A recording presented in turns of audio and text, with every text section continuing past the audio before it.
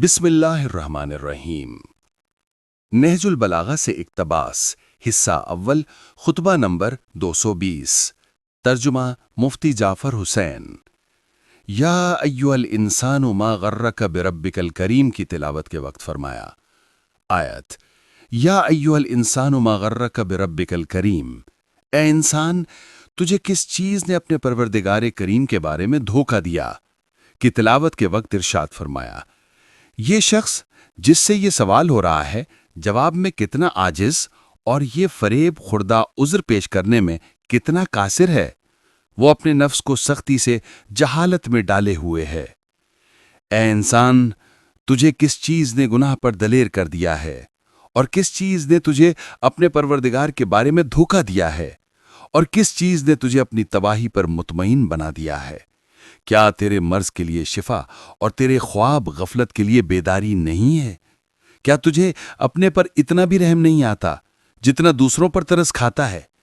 بس اوقات تو جلتی دھوپ میں کسی کو دیکھتا ہے تو اس پر سایہ کر دیتا ہے، یا کسی کو درد و کرب میں مبتلا پاتا ہے تو اس پر شفقت کی بنا پر تیرے آنسو نکل آتے ہیں۔ مگر خود اپنے روگ پر کس نے تجھے صبر دلایا ہے، اور کس نے تجھے اپنی مصیبتوں پر توانا کر دیا ہے، اور خود اپنے اوپر رونے سے تسلی دے دی ہے؟ حالانکہ سب جانوں سے تجھے اپنی جان عزیز ہے، اور کیوں کر عذاب الہی کے رات ہی کو ڈیرے ڈال لینے کا خطرہ تجھے بیدار نہیں رکھتا، حالانکہ تو اپنے گناہوں کی بدولت اس کے قہر و تسلط کی راہ میں پڑا ہوا ہے۔ دل کی کوتاہیوں کے روگ کا چارہ عزم راسخ سے، آنکھوں کے خواب غفلت کا مداوا بیداری سے کرو۔ اللہ کے مطیع و فرما بردار بنو اور اس کی یاد سے جی لگاؤ۔ ذرا اس حالت کا تصور کرو، وہ تمہاری طرف بڑھ رہا ہے اور تم اس سے منہ پھیرے ہوئے ہو، اور وہ تمہیں اپنے دامن عفو میں لینے کے لیے بلا رہا ہے اور اپنے لطف و احسان سے ڈھانپنا چاہتا ہے، اور تم ہو کہ اس سے روگرداں ہو کر دوسری طرف رخ کیے ہوئے ہو۔ بلند و برتر ہے وہ خدائے قوی و توانا جو کتنا بڑا کریم ہے، اور تو اتنا عاجز و ناتواں اور اتنا پست ہو کر گناہوں پر کتنا جری و دلیر ہے، حالانکہ اسی کے دامن پناہ میں اقامت گزن ہے اور اسی کے لطف و احسان کی پہنائیوں میں اٹھتا بیٹھتا ہے۔ اس نے اپنے لطف و کرم سے تجھ سے روکا نہیں اور نہ تیرا پردہ چاک کیا ہے، بلکہ اس کی کسی نعمت میں جو اس نے تیرے لیے خلق کی، یا کسی گناہ میں کہ جس پر اس نے پردہ ڈالا، یا کسی مصیبت و ابتلا میں کہ جس کا رخ تجھ سے موڑ دیا، تو اس کے لطف و کرم سے لحظہ بھر کے لیے محروم نہیں ہوا۔ یہ اس صورت میں ہے کہ جب تو اس کی معصیت کرتا ہے، تو پھر تیرا اس کے بارے میں کیا خیال ہے اگر تو اس کی اطاعت کرتا ہوتا؟ خدا کی قسم، اگر یہی رویہ دو ایسے شخصوں میں ہوتا جو قوت و قدرت میں برابر کے ہم پلہ ہوتے، اور ان میں سے ایک تو ہوتا جو بے رخی کرتا اور دوسرا تجھ پر احسان کرتا، تو ہی سب سے پہلے اپنے نفس پر کج خلقی اور بد کرداری کا حکم لگاتا۔ سچ کہتا ہوں کہ دنیا نے تجھے فریب نہیں دیا، بلکہ تو خود یعنی جان بوجھ کر اس کے فریب میں آیا۔ اس نے تو تیرے سامنے نصیحتوں کو کھول کر رکھ دیا اور تجھے ہر چیز سے یکساں طور پر آگاہ کر دیا۔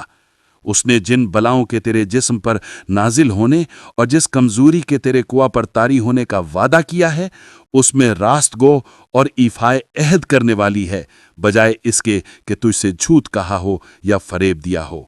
کتنے ہی اس دنیا کے بارے میں سچے نصیحت کرنے والے ہیں جو تیرے نزدیک ناقابل اعتبار ہیں، اور کتنے ہی اس کے حالات کو صحیح بیان کرنے والے ہیں جو جھٹلائے جاتے ہیں۔ اگر تو ٹوٹے ہوئے گھروں اور سنسان مکانوں سے دنیا کی معرفت حاصل کرے تو انہیں اچھی یاد دہانی اور مؤثر پند دہی کے لحاظ سے بمنزلہ ایک مہربان کے پائے گا جو تیرے ہلاکت میں پڑنے سے بخل سے کام لیتے ہیں۔ یہ دنیا اس کے لیے اچھا گھر ہے جو اسے گھر سمجھنے پر خوش نہ ہو، اور اسی کے لیے اچھی جگہ ہے جو اسے اپنا وطن بنا کر نہ رہے۔ اس دنیا کی وجہ سے سعادت کی منزل پر کل وہی لوگ پہنچیں گے جو آج اس سے گریزاں ہیں۔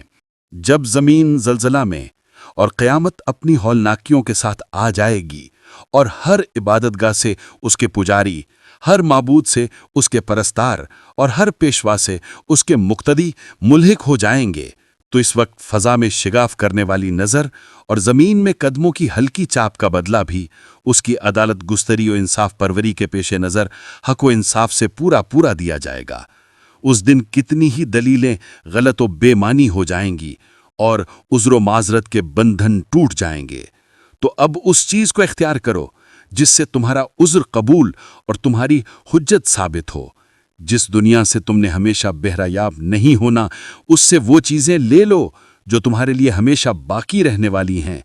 اپنے سفر کے لیے تیار رہو، ظلمتوں میں نجات کی چمک پر نظر رکھو اور جد و جہد کی سواریوں پر پلان کس لو۔